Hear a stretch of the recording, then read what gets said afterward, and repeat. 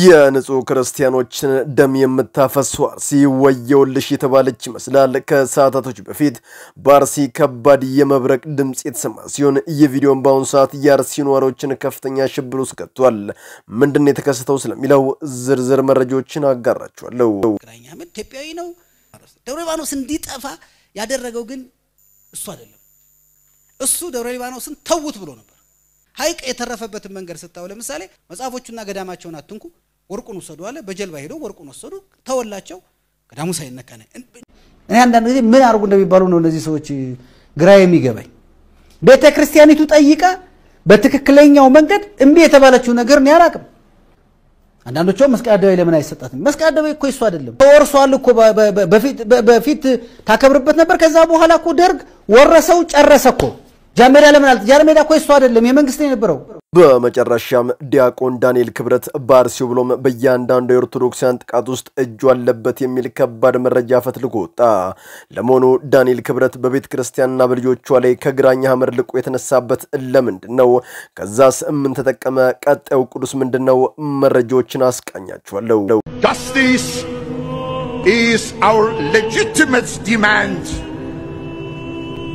because our human rights are still violated.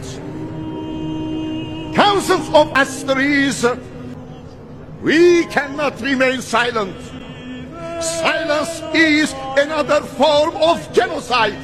በመጨረሻም የአርሜኒያው ፓትሪያርክ በኢትዮጵያ ብሎም በዓለም ላይ በሚገኙ ኦርቶዶክስ ላይ የሚደርሰውን ጥቃት በመውገዝ ከዚህ በኋላ ዝም አንልም፣ ምክንያቱም ደግሞ ዝምታ በራሱ እንዳንድ ትብብር ይቆጠራልና ሲሉ የተናገሩት ንግግር በዓለም ዙሪያ የሚገኙ ኦርቶዶክሳንን ደስ አሰኘ።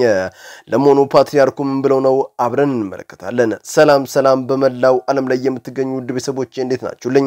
እኔ ደህና ነኝ። ቸሩ መድኃኔዓለም የተመሰገነውን በዘርቁታችን እጅግ በጣም ቁም ነገር አዘል ቪዲዮዎችን ይዤላችሁ መጥቻለሁ። ከእናንተ የሚጠብቀው እንደተለመደው ቪዲዮን ላይክ እና ሼር ማድረጋችሁን አትርሱ።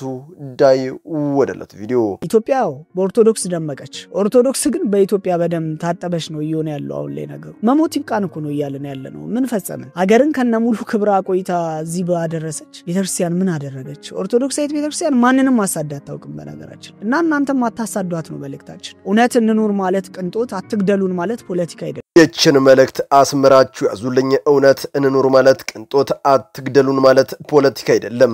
ማንኛውም ኦርቶዶክሳዊ በነፃነት የማምለክና የመኖር መብቱ መጠበቅ አለበት። በአርሲ እየሆነ ያለው ነገር ግን ፍጹም ነው የሚያሳዝነው። ከልቤ ነው የምልህ። የሞቱት ሳይሆኑ መቼ እንደሚገደሉ የማያውቁት እለት ያሳስቡኛልና ግድ የለም እኛም አልቅሶ መበተናችን ይቁ። ቅጥያጣው ግድያ ዛሬ እዛ ከሆነ አዲስ አበባ ለመድረስ ደግሞ ግማሽ ቀን ነው የሚበቃው። ለሞቱት ብቻ አይደለም ለተረፉት እንድረስላቸው። ግድ የለም የቀሩት እንዳይገደሉ እንድረስላቸው። በአገሪቱ በመላው ቦታ ምህላ መታወጅ አለበት። በድለናል ማረን ልንለው ይገባል። ይህ ጊዜ ለቤተክርስቲያናችን የስደት ጊዜ። ቢያንስ የችግራችንን ጥልቀት ሁላችንም እንረዳ። አንዳንዶቻችን ደግሞ መፍትሄ ማምጣት ባንችል ችግር ባለመሆን ቤተክርስቲያንን እናግዛት እና ቀናለው እግዚአብሔር ቀና ምንልበት ቀን ይመጣል። አላወቁም አልገባቸውም እንጂ የኢትዮጵያ ኦርቶዶክስ ተዋሕዶ ቤተክርስቲያን ለሀገር መሰረት ለትውልድ ማለኝታ ናት። ከአፍሪካ ያልተገዛች ሀገርና ስንልም እኮ በምክንያት ነው። ፋሺስት ኢጣሊ የሀገር ዳር ድንበር ጥሶ የኢትዮጵያን እምነት ባለ ትውፊት ሊቀየር ቢመጣ ሲነኩ እንደ ንብ የሚናደፉት አበው አባቶቻችን ታቦቱን ከፊት አስቀድመው ዘመናዊ ጦር ታጥቆ የመጣውን ፋሺስት አሳፍረው መልሰውታል። በፈጣሪ ገዛና እርዳታ። ታዲያ ዛሬ ለሀገር ባለውለታ ለትውልድም በስነ ስርዓት በፈሪያ እግዚአብሔር መታነስ ታላቅ ዋጋ የከፈለችውን ቤተ እምነት መንካት ያበሉትን እጅ እንደ መንከስም ይቆጠራል።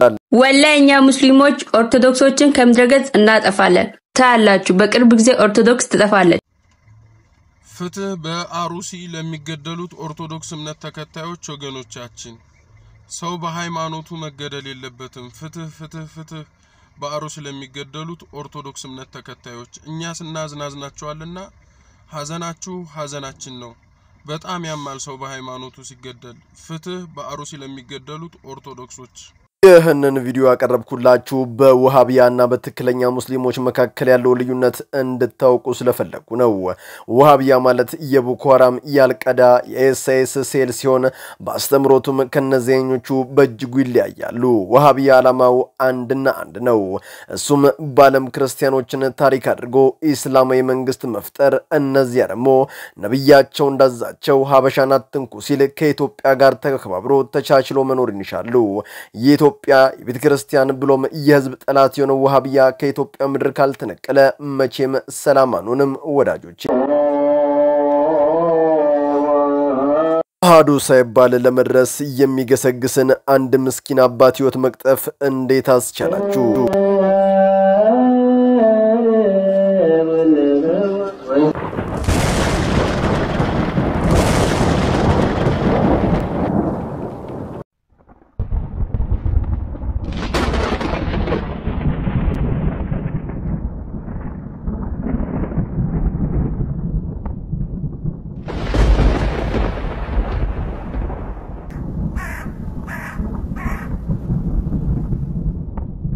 የንጹሃኑ ደም እንደ ጎርፍ የሚፈስብሽ አርሲ፣ ህፃናት በስቃይ ያለቅሱብሽ አርሲ፣ እናቶችና አባቶች ክርስቲያን በመሆናቸው ብቻ ተሳቀው የሚኖሩብሽ አርሲ ወየውልሽ የተባለች ይመስላል። ታዲያ ከሰዓታቶች በፊት በአርሲ ከባድ የመብረቅ ድምጽ ተከስቶ በርካቶችን ማሸብሯል። እንደሚታወቀው በአርሲ ክፍለ ሀገር ኦርቶዶክሲያን ወንድምቶቻችን በግፍ ውድ ነፍሳቸውን አጥተዋል።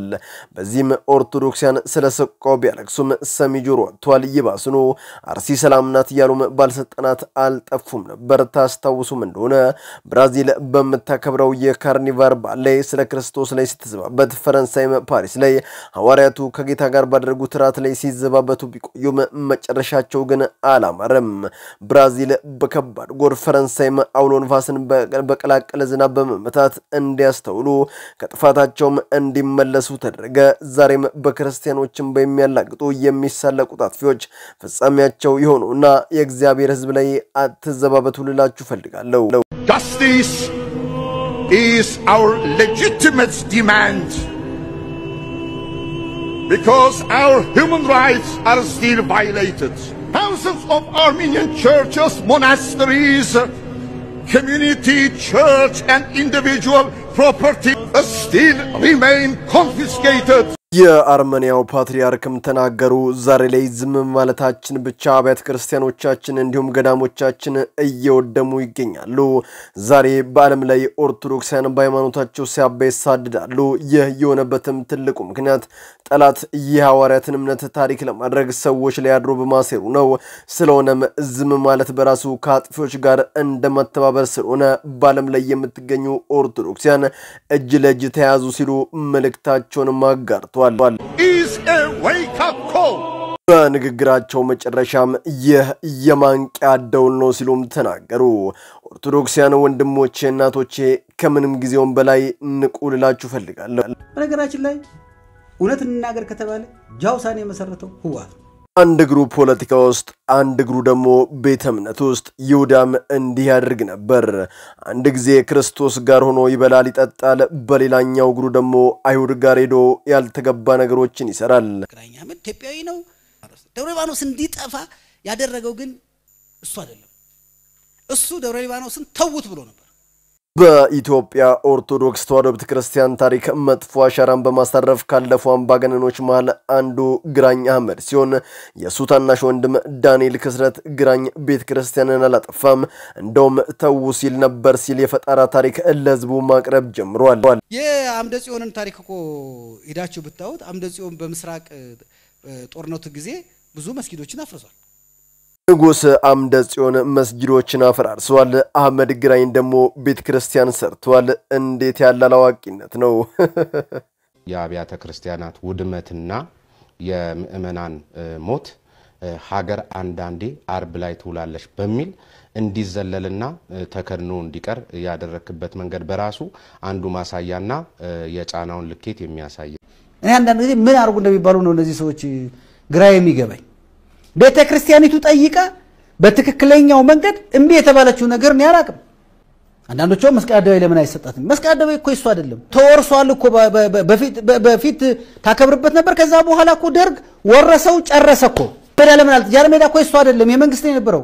ዳንኤል ክብረት ኦርቶዶክስ ጠይቃ ያልተመለሰላት አንዳች ነገር የለም ሲል ይሞግታል። እንኖር ቅንጦት አትግደሉን ማለትም ፖለቲካ በሆነበት በይስራት ኦርቶዶክስ ልጆቿ ሌሊት በተኙበት በታጣቂዎች የሚታገቱባት በኦርቶዶክስነታቸው የሚሸማቀቁባት ብሎም የሚሸበሩባት አለፍ ሲልም ዘብጥያ የሚወረወሩባት ጊዜ ላይ ኦርቶዶክሳን ጠይቀው ያልተመለሰላቸው አንዳች ነገር የለም የሚለውን ቃል ሰማ ውስጥ የደማብኝ። ባርሲ የጠየቅነው ፍትህ መቼ መልስ አገኘ? ግራኝ አህመድ ማለቴ ዳንኤል ክብረት መቼ መልስልኛ? መልስ እንደማትሰጠኝም ተስፋ አድርጋለሁ። ዳንኤል ክስረትና ይሁዳ አንድ ናቸው። ሁለቱም ለሆዳቸው ለጥቅማቸው ሲሉ ያሳደጋቸውን ያስተማራቸውን ብሎም ከፍ አድርጎ ያከበራቸውን ነገር ለስልጣን ለገንዘብ ለፍርፋሪ ሲሉ አሳልፈው ይሸጣሉ። ይሁዳ ጌታውን በመሳም አሳልፎ ከሸጠ በኋላ 30 ዲናር ካይሁድ ወስዶ ሄደና አኬልዳማ የደምድርን ገዛበት። ግን ሰላም አልነበረውም። ቀን ከሌሊት እንቅልፍ የለውም፣ ይባንናል። ባደረገውም ድርጊት አምሮ ያለቅሳል። በኋላም ይቅርታ እንደመጠየቅ ገመድ ይዞ በሰውኛ ካልኩሌሽን ወደ ጫካ ሮጦ ክርስቶስ ቀድሞ ከገነት ሊገባ የተሰቀለበት ዛፍም ከዳቸው። ሲኦል ተመዝብሮ ነፍሳት ከወጡ በኋላም ህይወቱ አለፈ። ዛሬም አንዳንድ በልቶካጅ ይሁዳዎች ሃይማኖታቸውን ለጥቅም ሽጠው አኬልዳማ የደምድርን ገዝተውበት እየተንዘባለሉ ይኖራሉ። አላወቁም እንጂ ዳንኤል ክስረት አሁን የሚመኩበት የስልጣን ወንበር በኋላ አላፊ ነው። ግን እሳቸው የዘላለም አድርገውት የሙጥኝ ካሉም ሰነባብቷል። የእርሶን መጨረሻ ፈጣሪ ያሳየን እያልኩ እኔ ከወዲሁ ሰናበታችኋለሁ።